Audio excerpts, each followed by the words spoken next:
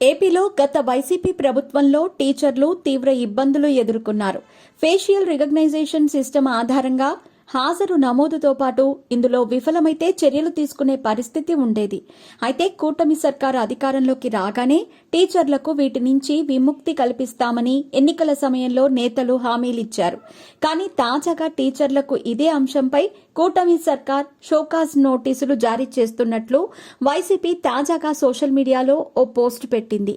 ఇందులో ఏపీలో కూటమి ప్రభుత్వం టీచర్లకు షోకాజ్ నోటీసులు ఇస్తున్నట్టు, ఫేషియల్ రికగ్నైజ్డ్ అటెండెన్స్ విధానంలో హాజరు నమోదు చేయని టీచర్లపై చర్యలు తీసుకునేందుకు సమాయత్తం అవుతున్నట్టు ఈ పోస్టులో వైసీపీ పేర్కొంది.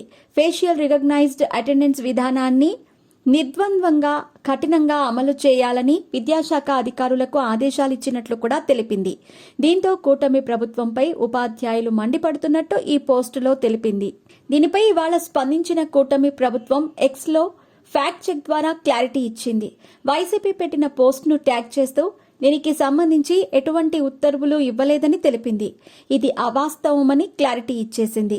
తద్వారా తాము టీచర్లకు ఫేషియల్ రికగ్నైజ్డ్ అటెండెన్స్ విధానం విషయంలో ఎలాంటి నోటీసులు జారీ చేయటం లేదని చెప్పకనే చెప్పేసింది.